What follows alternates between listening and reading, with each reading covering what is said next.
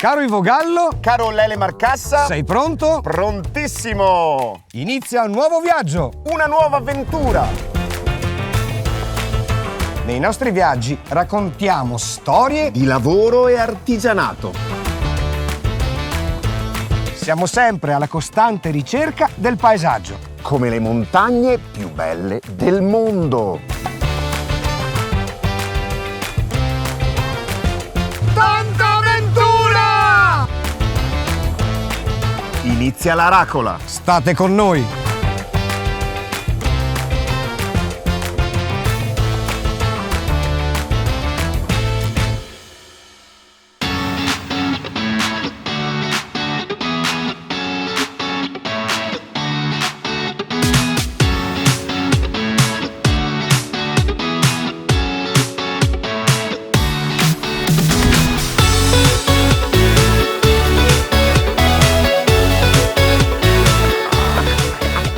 Ivo Gallo, Dimmi Lele Marcassa. sei contento? Contentissimo, ma con tutto questo bel sole oggi Facciamo un viaggio davvero magnifico tra il verde e le ville nei comuni di Montebelluna, Giavera, Volpago, Crocetta, Nervesa Istrana. e Trevignano. Andiamo Subito via! voi.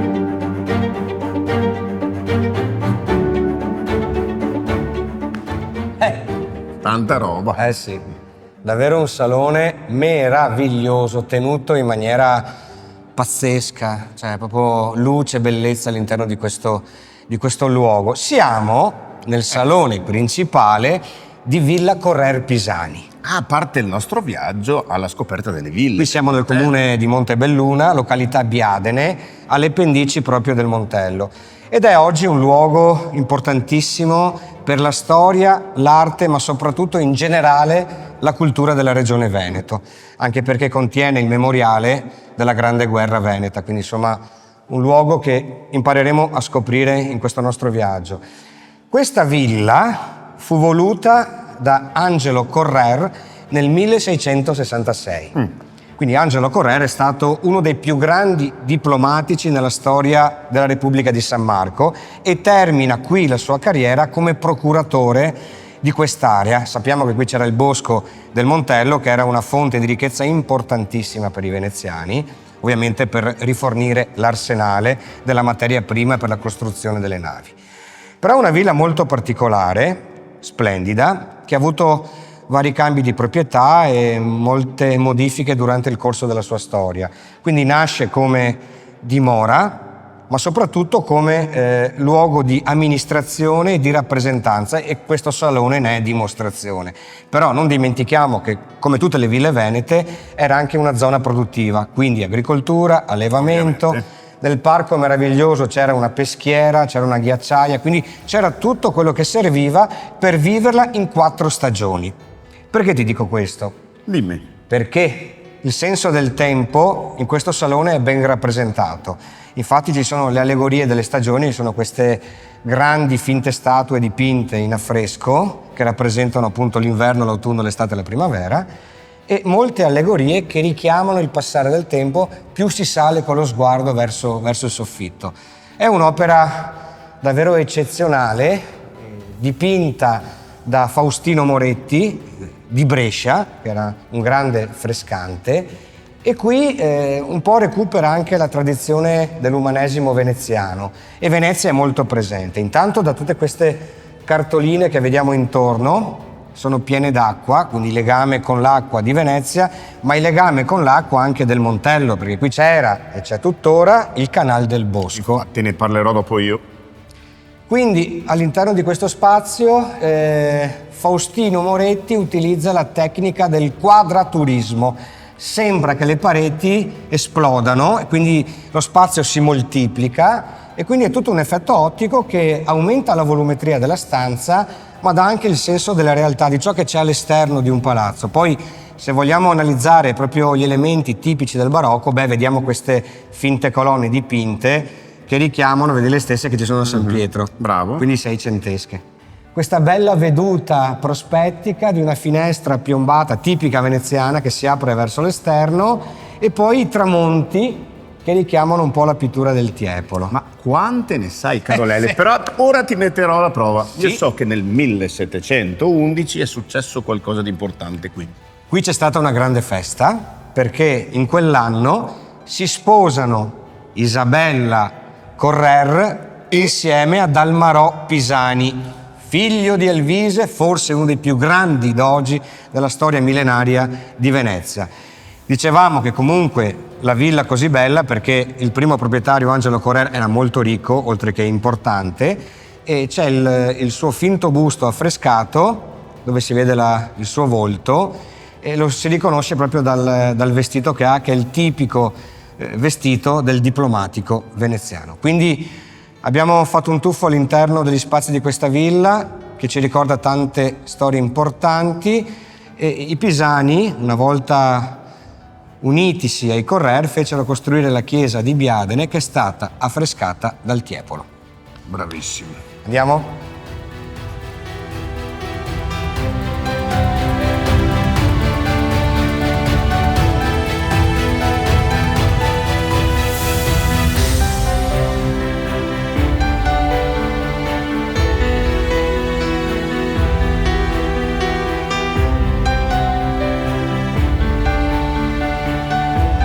Siamo al MEVE, Memoriale Veneto, ospitato in questa splendida villa. Un luogo dedicato al ricordo, alla memoria appunto, ma che in realtà, secondo me, andando anche al di là di quello che i suoi ideatori avevano pensato, ci parla al presente. Da memoriale è diventato un monumento al presente, purtroppo, e ci avverte di quello che potrebbe succedere. Un luogo quindi che ha 2 grandi pregi. Il primo è che è un'esposizione veramente unica nel suo genere, almeno qui nel Triveneto, un'esperienza immersiva che ci porta attraverso i 3 anni e mezzo di guerra che ha affrontato l'Italia più di 100 anni fa.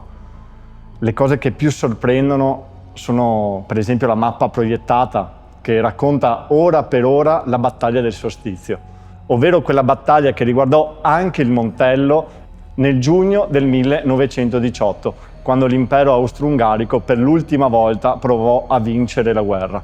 E qui si combatté a partire dal 15 giugno fino ad arrivare al 23 dello stesso mese, in questo grande scontro di materiali e di uomini che prese il nome da un'altra grande invenzione del poeta Gabriele D'Annunzio.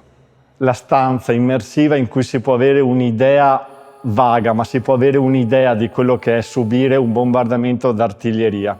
Al buio si è sottoposti a 1 minuto di suoni e luci accecanti.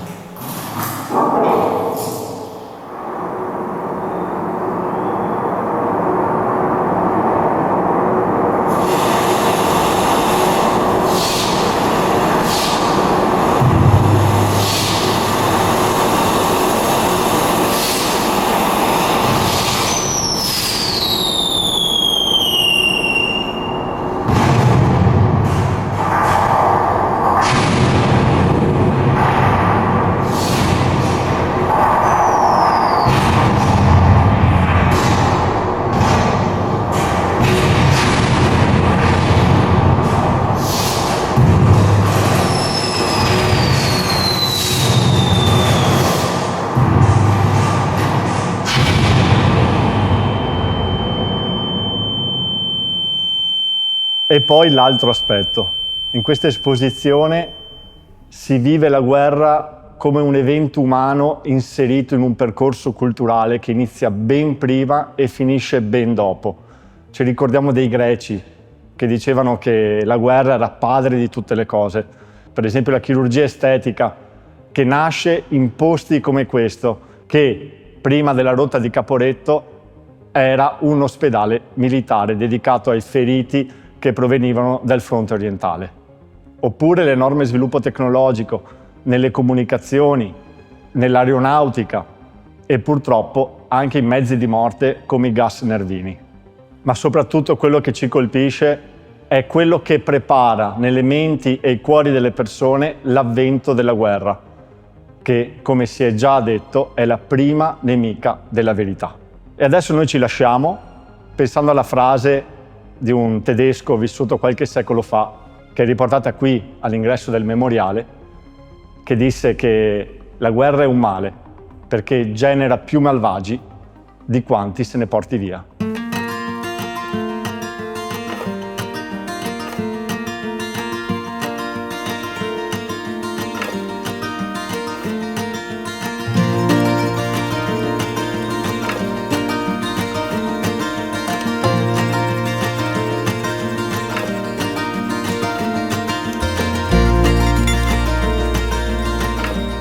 E siamo giunti a Crocetta del Montello. Alle mie spalle un importante edificio non solo per questa comunità. Dovete pensare che la prima costruzione in quest'area venne edificata intorno al 1600 su volontà della famiglia Sandi, la cui grande villa preziosa è a pochi passi da dove ci troviamo noi in questo momento. Questa ora si chiama Villa Ancillotto e ospita un luogo di cultura importante per questa comunità, il Museo di Storia Naturale, che contiene qualcosa di molto molto prezioso. Ma vediamo un attimo l'evoluzione di questo ampio spazio prima di parlare di cosa esso contiene. La villa venne ampliata nel 1800, ciò che vediamo oggi è frutto di vari restauri avvenuti tra fine 800 e inizio 900. Prima di tutto, quando era proprietà dei Sandi, questa era una locanda, un'osteria chiamata Osteria della Croseta, quindi un luogo d'accoglienza perché si trovava in un punto strategico, cioè all'incrocio di 4 strade principali e vicino al canale della Brentella. Poi la villa venne trasformata in un opificio, una fabbrica di seta, come molte erano presenti nella Marca trevigiana sino a metà degli anni 50 del Novecento. Ci fu il matrimonio tra la figlia del nobile Marcato e del conte Ancillotto, da qui il nome che ancora oggi conserva questo luogo importante per la cultura. All'interno di questi spazi, oltre al museo, si tengono convegni, conferenze, mostre d'arte. Torniamo al contenuto del museo, voluto nel 1978 da un gruppo di appassionati di archeologia chiamato Gruppo Montelliano di Ricerca.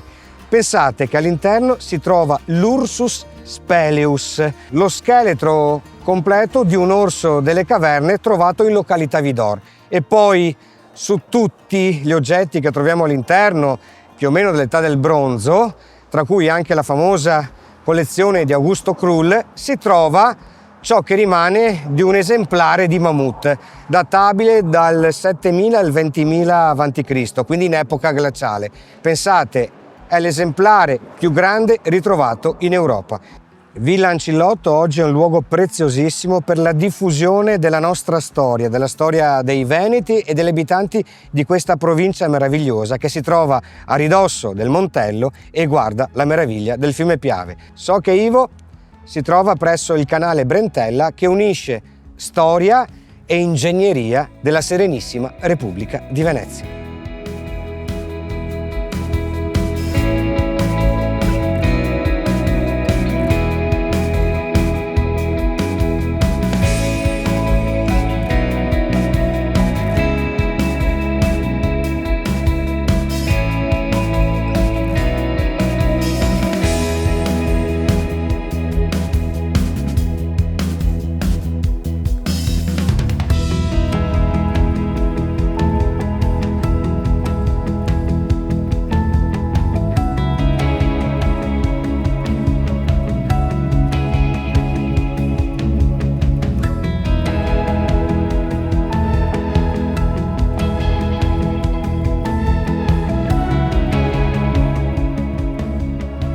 Sono proprio sopra le acque del canale Brentella, questo famoso canale voluto dalla Serenissima Repubblica, pensate, già nel 1436. Cominciano i lavori a Fener, prendono l'acqua del Piave e continuano per decenni questa lungimirante opera. Perché? Il problema del Montello qual era? Il suo versante sud restava sempre molto arido perché per sua orografia naturale non aveva mai permesso lo scorrere di fiumi o canali naturali.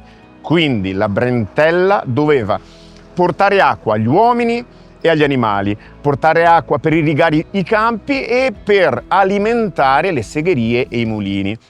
Dalla Brentella poi crearono una diramazione che seguiva tutto appunto il versante sud, facendo in modo che il Montello fosse circondato da acque. Il canale del Bosco, quest'ultima diramazione, ha favorito lo sviluppo delle ville che noi stiamo scoprendo in questo viaggio. Non solo le ville, perché numerosi opifici si sono sviluppati proprio alimentandosi grazie allo scorrere di queste acque. Tanto che nel 1930 cominciano i lavori per un altro canale che costeggia parallelamente il Piave tutto il versante nord, il canale della Vittoria, che dà tuttora energia alle centrali idroelettriche che alimentano tutte queste zone. Quindi opere dell'uomo molto lungimiranti per migliorare la vita dell'uomo, che poi si rivelano dopo secoli ancora produttive. Quindi non a caso qui di fronte al canalificio Veneto, un'opera che ha portato lavoro e ricchezza a queste comunità per decenni, omaggio il canale Brentella, quest'opera meravigliosa che dopo secoli e secoli continua a dare i suoi frutti, continua a migliorare la vita dell'uomo.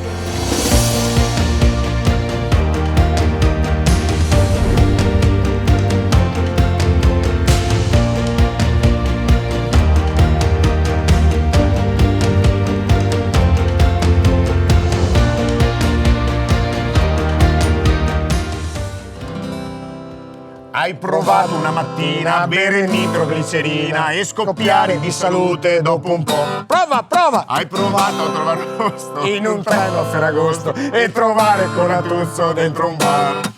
Hai provato a dire basta all'aumento della pasta e bagnare poi di lacrime il ragù.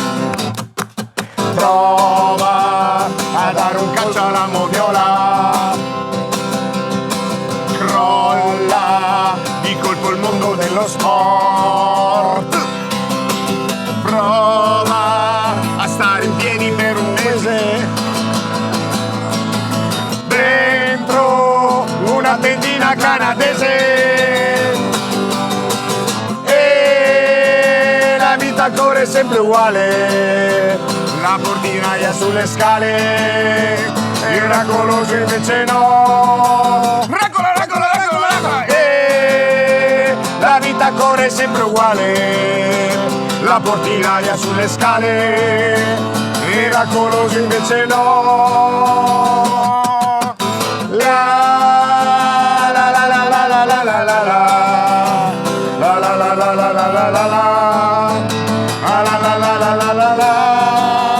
Mario! Avete fatto se? Ecco qua l'ombretta. Pronti Grazie, l'ombretta. sempre gentilissimo, Mario. grazie. Prego. Viva Mario! Brindisi a Mario, alla vita! Cin cin, evviva! Evviva!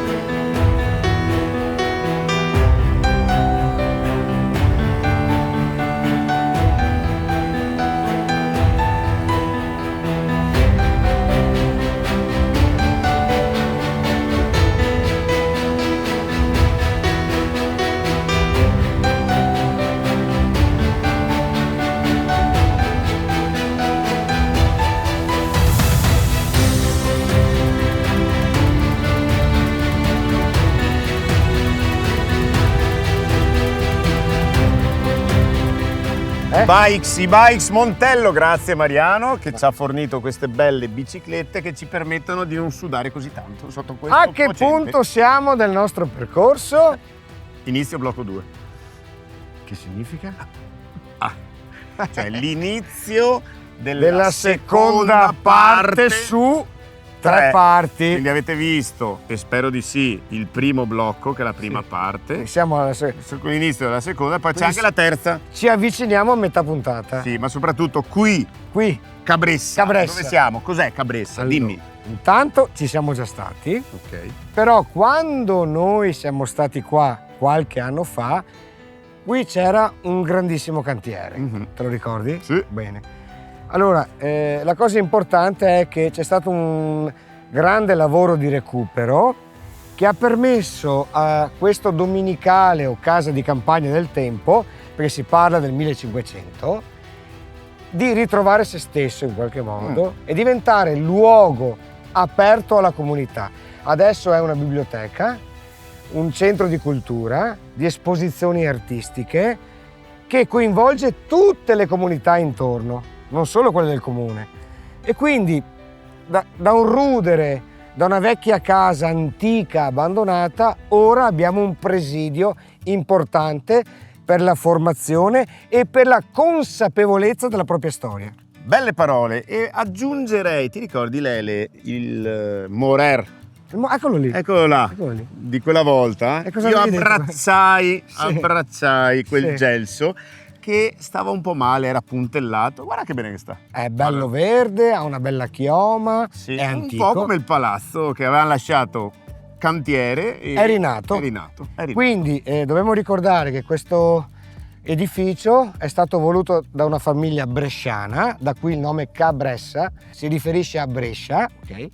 All'interno rimangono ancora degli affreschi, un po' sono stati, voglio dire, recuperati dal tempo in quanto ricoperti di calce. Il restauro ha rimesso a luce la storia antica di questa famiglia che decise di occupare questa terra per renderla ovviamente produttiva.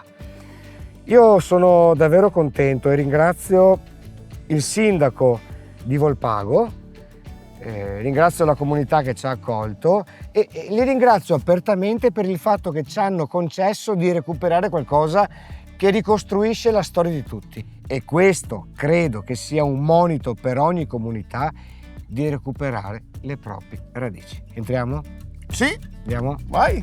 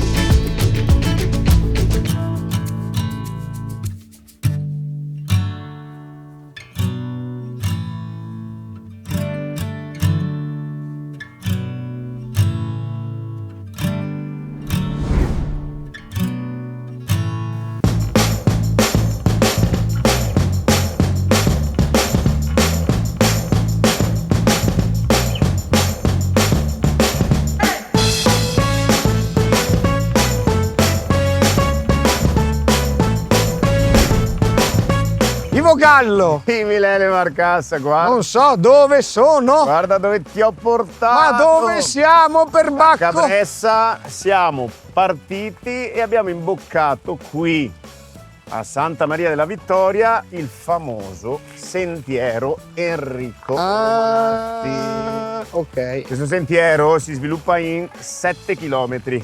Poi ci sono 2 percorsi un po' più piccoli. Sei? Sì, e tra l'altro questo qui è uno dei 2. Beh, in mezzo al bosco, eh? Sì, sì, sì. E si sviluppa in 7 chilometri. Poi ci sono 2 percorsini un po' più piccoli, uno è quello che stiamo percorrendo in questo momento, attento a non prendere le buche, certo, e ti immergi totalmente nella natura. È stato pensato per aumentare la conoscenza e la consapevolezza dell'importanza delle biodiversità di queste terre. Scusami, perché Romanazzi? Romanazzi, ma te lo dico dopo. Sì. Perché prima ti volevo dire, Sì, perché sennò poi mi dimentico. Dimmi. Distrai.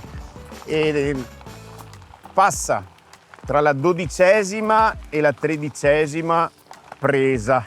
La presa. La presa. Cioè? Tu mi insegni che le prese, cosa sono le Sì. prese? Il Montello ha una strada, aspetta che ci sono le pozzanghere. Sì. Una strada longitudinale, Sì. la dorsale, e trasversalmente ci sono 21 prese che scollinano, bravo, ok. da una parte all'altra. Quindi attraversano Quindi tutto il mondo. un reticolo di strade e sentieri su tutto il Montello. Dicevamo, poi vabbè, questo sentiero finisce al lago Benzoi, ma perché? Adesso te lo dico, Enrico Romanazzi. Sì. Enrico Romanazzi è stato purtroppo scomparso presto, nel 2006, un naturalista di Montebelluna, profondo conoscitore delle biodiversità di queste terre. Lui era molto specializzato sugli anfibi, sui rettili, e infatti pensa, ha mappato 200 siti acquatici e quindi di riproduzione degli anfibi e 11 specie diverse di anfibi del Montello. Però. Lui Quindi aveva in memoria. fatto, sì, appunto, in memoria di questo naturalista che aveva fatto della sua passione il suo lavoro e del suo lavoro la sua missione, quindi far conoscere alla gente l'importanza della biodiversità e della conservazione della biodiversità. E quindi evviva Enrico Romanazzi. Evviva Enrico Romanazzi.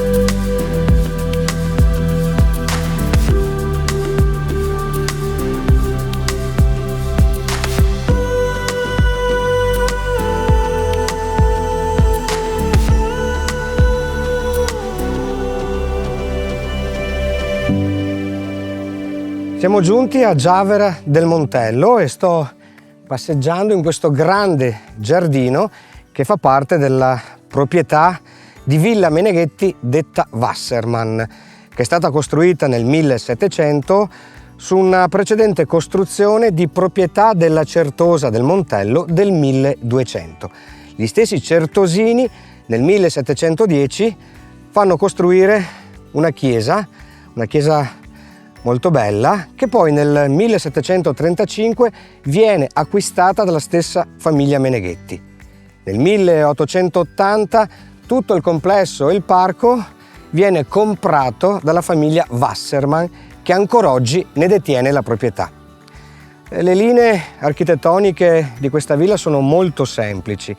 Il corpo centrale è un classico edificio a 3 piani con una grande balconata centrale, mentre le adiacenze laterali sono state ricostruite nel 1800.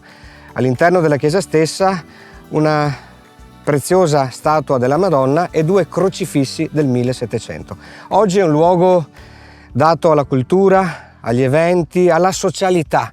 Qui molti bambini si ritrovano, animati dalla bellezza di questo spazio verde che ci consegna un edificio, una proprietà che sembra in continuità con ciò che forse vedremo fra poco. Un'altra importante chiesa che si trova accanto a un cimitero che ha segnato un po' la storia drammatica di questa terra, ma di tutto il Montello. Ora mi sposterò davvero di pochi passi, pensando che questi luoghi hanno una caratteristica importante. Guardano la pianura e guardano anche quel grande fiume che è diventato sacro per ciò che è accaduto durante la guerra del 15-18.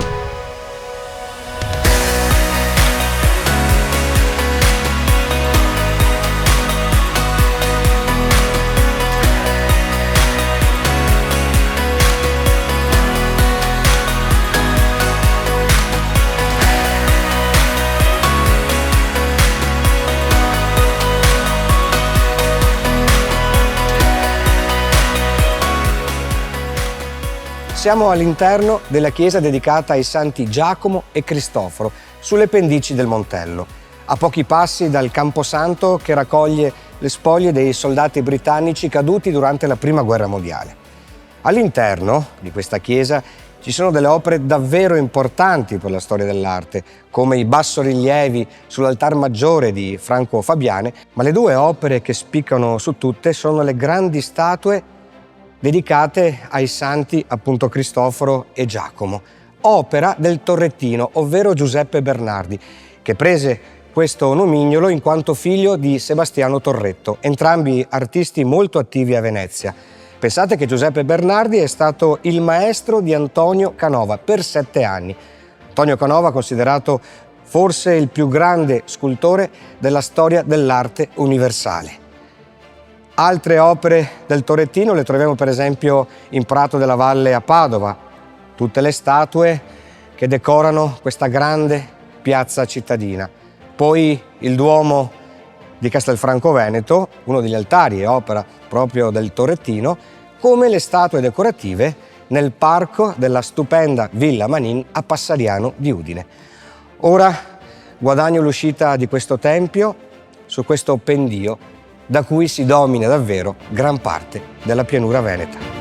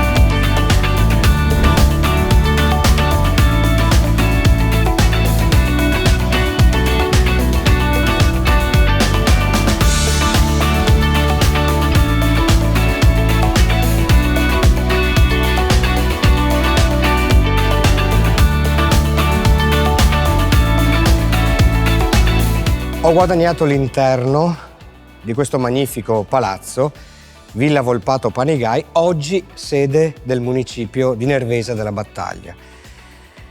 Non so da che parte iniziare a tracciare questa storia davvero importante, una storia direi quasi epica, farcita di tragedia, di momenti complessi, ma di grande rinascita a un certo punto.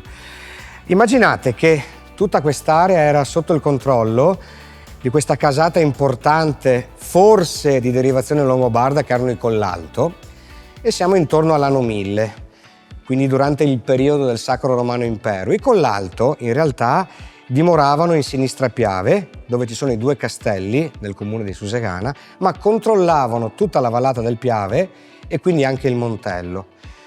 A un certo punto, come sappiamo, la storia è precipitata nel Novecento, i Collalto ripiegano verso il nord dell'Europa, lasciando la desolazione di queste terre, ovviamente intrise di sofferenza e battaglia. Poi, nel corso della storia, la famiglia ritorna a rimpossessarsi del vecchio presidio, però non più di Nervesa della Battaglia. Città che è stata completamente distrutta durante l'importante battaglia che poi porterà alla fine della guerra, che è la battaglia del Solstizio. Però qui ha lasciato un segno pesante, un segno distruttivo, un segno di sofferenza estrema. Oggi ciò che vediamo invece è frutto, come dicevo, di un'importante rinascita, della volontà di questa comunità di ripartire quasi dal nulla e ricreare una storia contemporanea e vissuta. Questa villa è stata costruita tra il 1600 e il 1700 su progetto di Pietro Simoni ed era una villa splendida. La piazza che vediamo oggi era il parco antistante questa facciata monumentale, che ripeto è stata completamente dilaniata dai bombardamenti, come tutto il resto di questa comunità. Nel 1700 il decoro interno di questo piano nobile è stato eseguito dal grande Giambattista Tiepolo nel 1754. Purtroppo, ahimè, gli antichi affreschi sono stati strappati e poi venduti, quindi non ne rimane traccia. Nel 1983 si è operato un restauro davvero colossale ad opera di un grandissimo architetto del Novecento che è Toni Follina, il quale decide di far rinascere questo luogo attraverso un dialogo importante all'esterno del palazzo stesso con l'uso della cromia della pavimentazione che utilizza porfido, pietra piasentina e i ciotoli del Piave. Come ripartire dall'antica storia che ha caratterizzato il paesaggio di Nervesa, che ha poi ovviamente preso il nome della battaglia per quello che abbiamo appena raccontato, quindi la guerra dal 15 al 18. Oreste Battistella chiamava Nervesa come una piccola Atene di dotti, perché grazie alla presenza dell'abbazia di Sant'Eustachio, di proprietà dei Collalto, diventa un cenacolo di grandi intellettuali, di umanisti, coloro che hanno riportato in auge il pensiero dell'uomo e la classicità. Per esempio Pietro Bembo, Pietro Aretino e Monsignor della Casa, il quale ha composto quel monumentale lavoro che è il Galateo.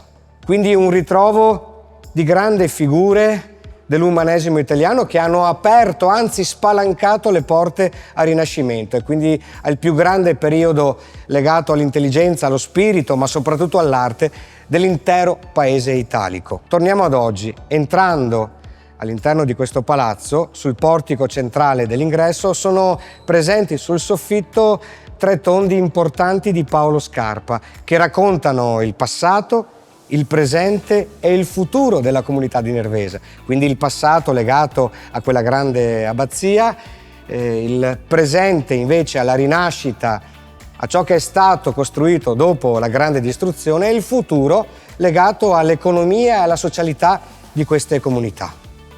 Sopra di me questa installazione pazzesca voluta da Toni Follina, e notate una sorta di grandissimo soppalco i cui tiranti conferiscono l'energia a una sorta di diamante in questa struttura poligonale che sembra sospesa, e quindi il tentativo forse è stato quello di creare qualcosa di assolutamente nuovo all'interno di un'antica struttura. Ciò che mi colpisce è questo spirituale dialogo tra ciò che Nervesa è stata e ciò che oggi, a livello sociale ed economico, essa rappresenta.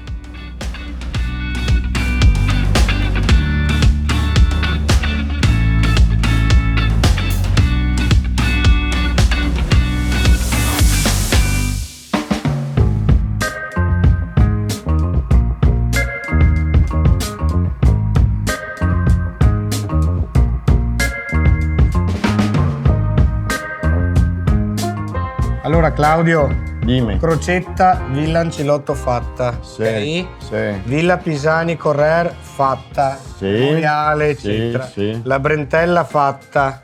Sì. Siamo stati da Mario, eccetera, eccetera. Adesso Bisogna andare a Trevignano. Trevignano. In Villa Onigo. Villa Unigo. Quindi bisogna andare, muoversi, alza il sedere e andiamo. Forza, dai! Tranquillo. Beviamoci un bicchiere, una ombretta o no? Dai, Claudio. Dai, sei rifrescati Kevin! a Goya. Kevin! Buongiorno, il regista. Ciao ragazzi. Ciao, Kevin. Ciao Kevin. Buonasera, Ciao. anzi benvenuti all'ultima spiaggia. Grazie. Io mi chiamo Kevin, Sì. stato titolare Flavio Dalla Costa e benvenuti a Nervesa, che se non sapete è anche un centro storico, visto che è stata la prima battaglia sul Piave, abbiamo l'ossario eccetera. Però oggi vi propongo un vino. Sì? Siete venuti qua per questo, no? Certo. Perfetto. Un vino, questo è il Paiele, siamo in zona vicentina, Garganega in purezza, biologico, fermentazione in acciaio per i primi 6 mesi e dopo si passa con un passito. Albina si chiama. Grazie Kevin. E buona degustazione ragazzi e benvenuti a Nervesa. Grazie mille. All'ultima spiaggia. Dai, facciamo un brindisi. La portiamo, dai. Ok. Bene. Buona Evviva. ragazzi. Grazie Sì, Kevin. prego. Sì.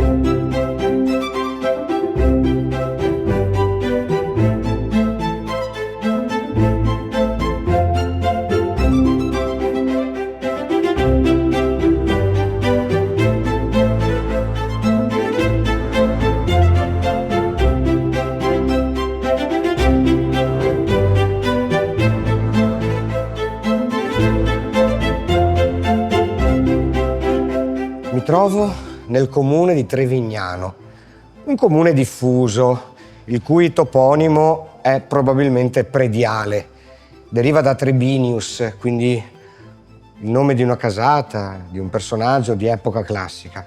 Però ho raggiunto gli interni di questo luogo magnifico e devo dire che sono particolarmente colpito e stupefatto dalla bellezza.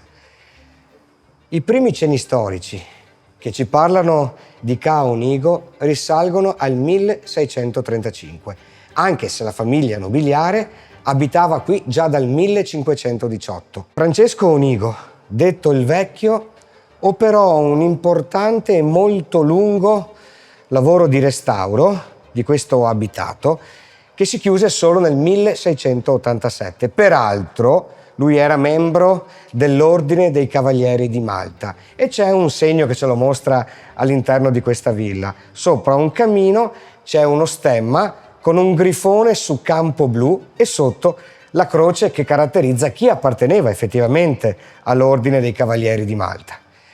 È una villa molto importante e poi è successo che con il 1903 e quindi quando si è esaurita la dinastia degli Onigo, questo luogo viene acquistato dalla famiglia Favotto, famiglia che rimane residente in questa dimora, ma parte di essa la utilizza come opificio per la produzione di seta. Era una tradizione industriale che andava molto in voga nella seconda metà dell'Ottocento nella provincia di Treviso. Ecco, da cosa si nota la presenza di questa piccola industria operosa? Dal fatto che al secondo piano si possono notare due camini molto strani. Hanno delle forme che oggi quasi ricordano gli stilemi di Gaudì, anche se molto tempo prima. Altro non erano che delle condutture che permettevano la temperatura ideale all'interno dell'abitato stesso per l'allevamento dei cavalieri, da cui si produceva il famoso e prezioso filato.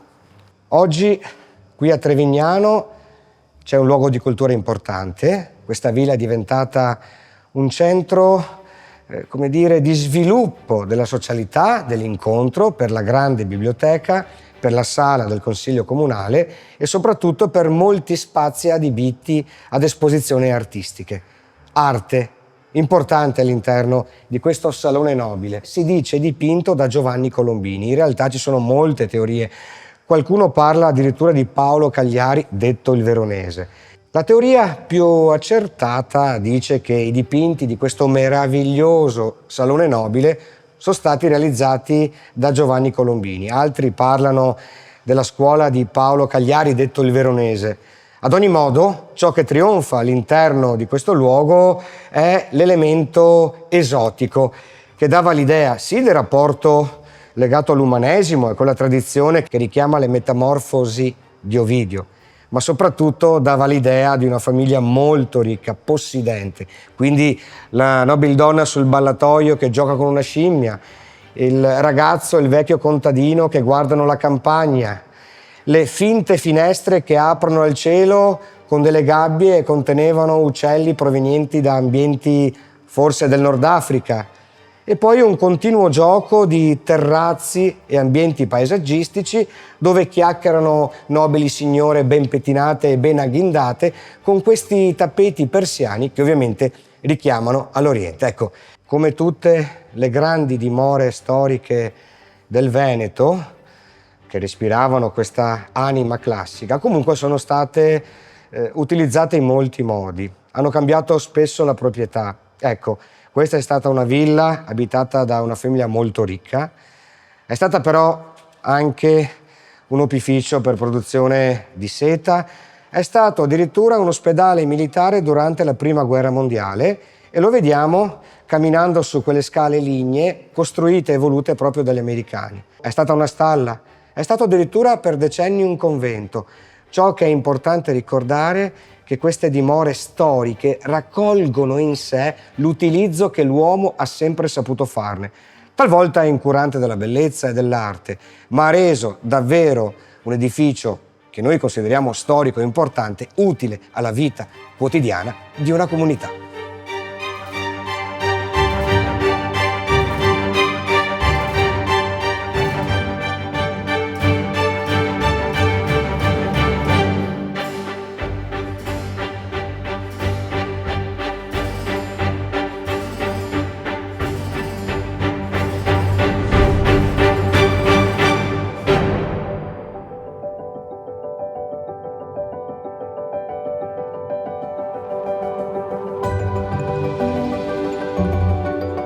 Camminare all'interno del Bosco del Montello è una magia ed incontrare un faggio come questo è ancora più magico. Fagus sylvatica. Questo in particolare è proprio simbolo di questo bosco, simbolo di questa popolazione, simbolo di questi territori. Tanto che a Natale allestiscono un presepe ormai conosciuto a livello mondiale. Il faggio l'abbiamo già incontrato molte volte vi ho raccontato che è cugino del castagno, dell'ipocastano, e questa parentela si vede soprattutto dai frutti, dei ricci morbidi, con all'interno le fagiole molto amate dagli animali se essiccate, anche usate come surrogato del caffè. Il faggio è l'albero della conoscenza. Questo amico albero ha un'altra particolarità molto interessante. Ha le radici in evidenza e questo mi emoziona perché sempre vi dico che l'albero non è solo la parte aerea, è anche la parte sotterranea, quindi la terra divide per noi a metà un essere vivente intero. E qua si nota proprio la magia degli alberi, la potenza degli alberi, l'energia. Vanno verso l'alto, vanno verso il sole e vanno verso il basso. Si intrecciano con altre radici, si intrecciano con la storia di queste terre. Il faggio è anche storicamente l'albero della conoscenza, ma trasmette conoscenza solo alle persone col cuore puro. Quindi ora ci proverò e andrò ad abbracciarlo, perché abbracciare un albero porta fortuna, ma soprattutto ti allunga la vita.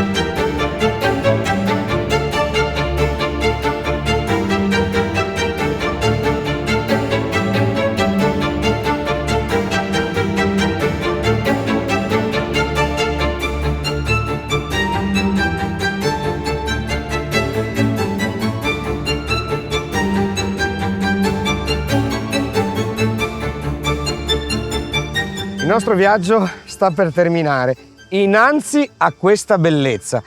Siamo arrivati nel comune di Istrana e questa è la prestigiosa Villa Lattes. Pensate che fu commissionata dal ricco mercante veneziano Paolo Tamagnini, il quale la fece costruire nel 1715. La data è ancora oggi riportata nella parte posteriore della pala contenuta all'interno della chiesa di questo complesso.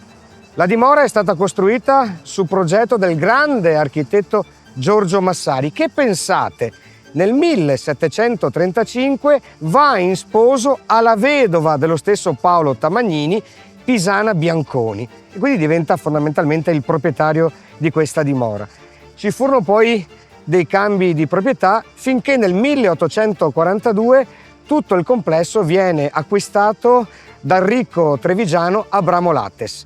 L'ultimo proprietario privato di questo edificio fu l'avvocato Bruno Lattes, che è stato un filantropo, un grande amante dell'arte, della musica e soprattutto un collezionista, tanto che all'interno della villa, al piano nobile, è contenuto una sorta di piccolo museo unico in Europa, dove si trovano decine di carillon, davvero pezzi unici, difficilmente ritrovabili in altre realtà, in altri contesti. La villa, per testamento, viene donata alla morte di Bruno Lattes al comune di Treviso, forse perché c'erano alcuni dissapori tra il nobile e la comunità di Istrana, amministrazione di Istrana che invece acquista la villa e la restaura nel 2004. Guardando la facciata si vedono i classici tre ordini e le volumetrie orizzontali e verticali tripartite, che è un elemento tipico delle ville venete e veneziane. Giorgio Massari cita molte volte Andrea Palladio, in quanto è fedele a quella architettura classica che ha fatto grande il nome dell'architettura e delle dimore storiche in Veneto, però a un certo punto compie dei passi innovativi. Innanzitutto il corpo centrale è unito alle barchesse ad uso prettamente agricolo attraverso due lunghe arcate. Ecco, l'elemento nuovo, le arcate si incurvano e questo è uno stilema tipico del barocco.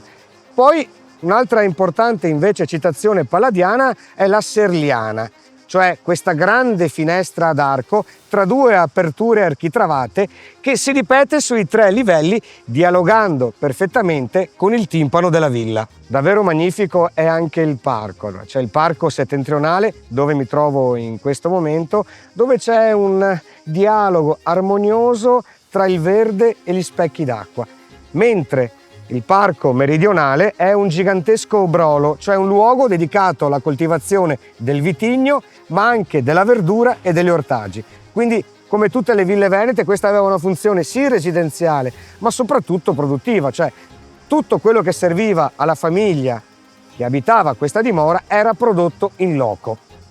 Bellissima è anche la piccola chiesa, incastonata tra le mura della villa stessa. Questo perché permetteva ai signori di accedervi dal giardino, mentre la gente comune poteva entrare nel luogo di culto attraverso il fronte della strada. All'interno c'è una bellissima pala che raffigura l'Immacolata Concezione e una tela a volta che rappresenta il Padre Eterno, entrambe opere di Jacopo Amigoni. Sempre all'interno della chiesa c'è un ovale marmoreo che ritrae il fondatore di questa villa bellissima che è Paolo Tamagnini.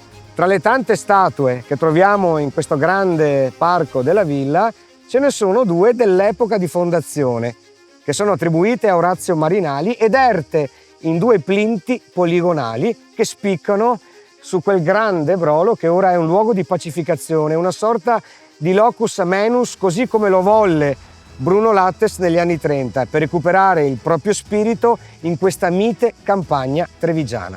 All'interno della villa, oltre al Museo dei Carillon, ci sono 3 ritratti importanti che ci mostrano i volti dello stesso Paolo Tamagnini, di Giorgio Massari e di Biancona Pisani.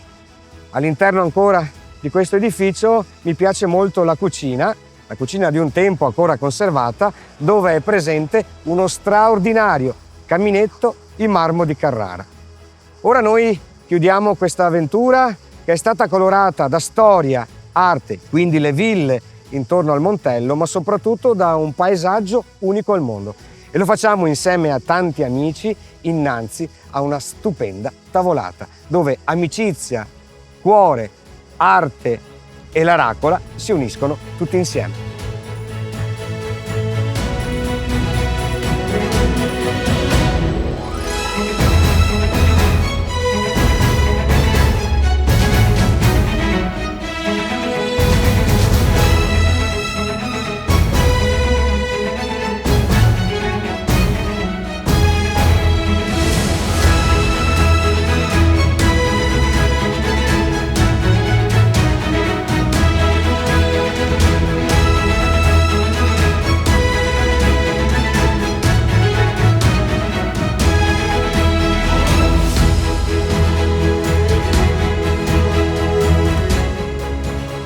Piacere incontrare Walter dopo un po' di tempo. Sì. E siamo alle pendici del Montello in questo luogo straordinario e guarda cosa c'è qui davanti. Tutto merito tuo però, e dei produttori. È il merito del territorio, dai. Quindi su queste tavole abbiamo alcuni prodotti che caratterizzano questa terra magnifica, Sì. a partire dai formaggi. Sì, la Gran Vacca Mora, che è un formaggio che ha vinto un premio prestigioso di recente.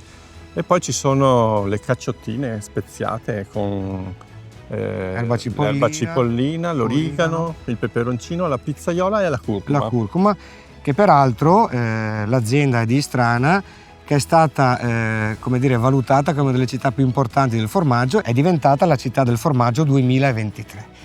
Poi questi sono prodotti che tu hai messo sul piatto che rappresentano questa terra. Qua abbiamo la sintesi dei sapori del Montello, dove i funghi, che durante questa stagione sono caratteristici, si sposano benissimo con la polenta e con la nostra casatella, che festeggiamo l'anniversario anche quest'anno. 10 anni di casatella DOP. Sì.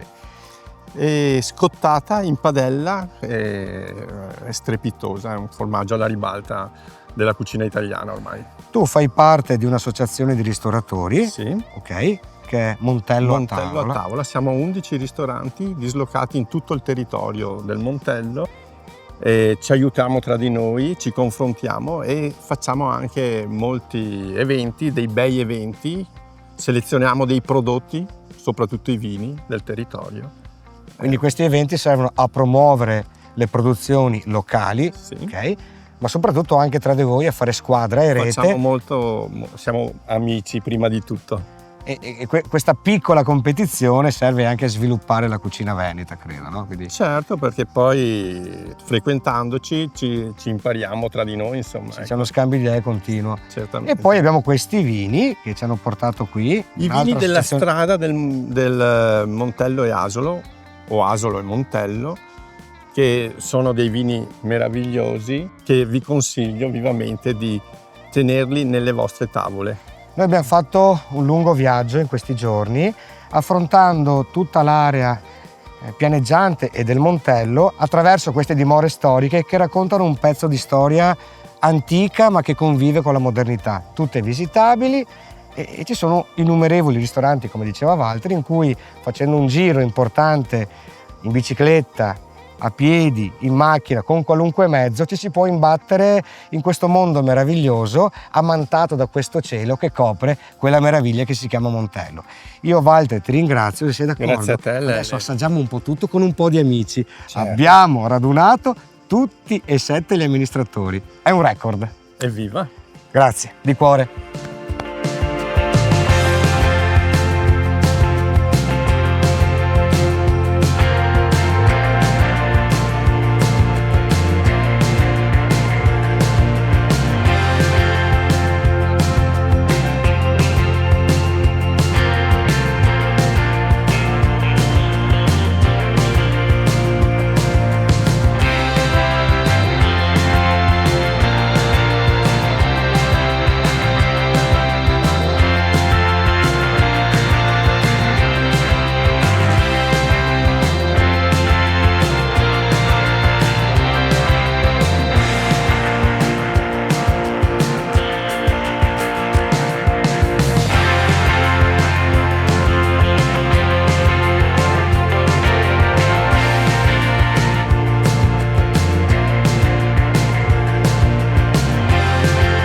Simone, ma con cosa brindiamo? Questo è? Questo è un Asolo Prosecco superiore di OCG, è l'eccellenza dei vini che si producono all'interno del territorio dell'Asolo Montello, ma non abbiamo solo l'Asolo Prosecco, abbiamo ad esempio il Montello Rosso di OCG, che è una delle DOCG in Italia per il taglio bordolese, o la Recantina che fa parte della DOC Asolo Fantastico. Montello.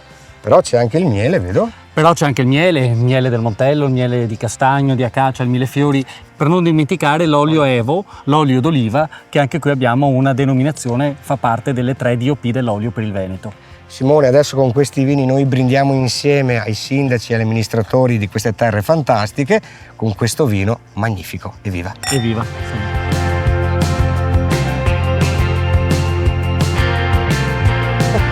Allora, quando mi ricapita di mettere insieme tutti questi amministratori davanti a una tavola, abbiamo praticamente creato con la trasmissione una conferenza dei sindaci di quest'area straordinaria nella Marca di Treviso che è l'area del Montello, e qui abbiamo i prodotti appena descritti ma anche addirittura la patata, la soppressa del Montello e persino finanche il kiwi. Siamo pronti col bicchiere per festeggiare questo momento, questo bellissimo viaggio che ha permesso a me e spero anche a tutti voi di scoprire o riscoprire una terra davvero straordinaria.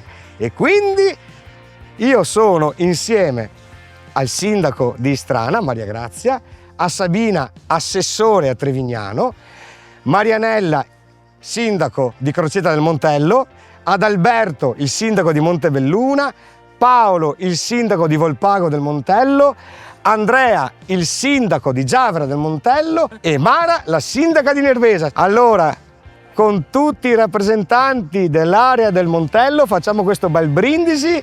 Pronti? 1, 2, 3, evviva!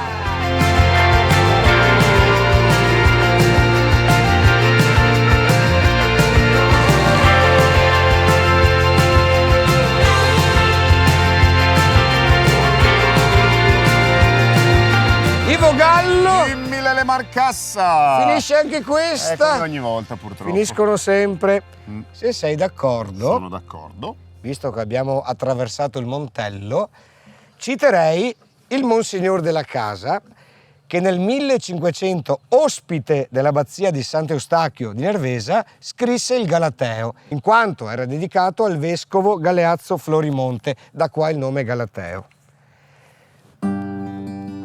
È un dialogo platonico tra un giovane e un vecchio, e il vecchio dice: con ciò sia cosa che tu incominci pur ora quel viaggio, acciò che, ammaestrato da me, possi tenere la diritta via con salute dell'anima tua e con laude e onore della tua orrevole famiglia. Da Ivo Gallo Ma soprattutto da Lele Marcassa. finisce questo viaggio. Se vorrete, ci troviamo ancora nella prossima puntata. Ciao a tutti e grazie. Volpago. Montebelluna, Zavera. Crocetta, Nervesa. Istrana, Trevignano. Tutti alle ville a batterci le mani, a mettere le bandiere sui balconi.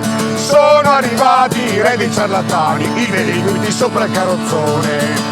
Venite tutti in piazza fra 2 ore, vi riempirete gli occhi di parole, la gola di sospiri per amore e il cuor farà 3000 capriole.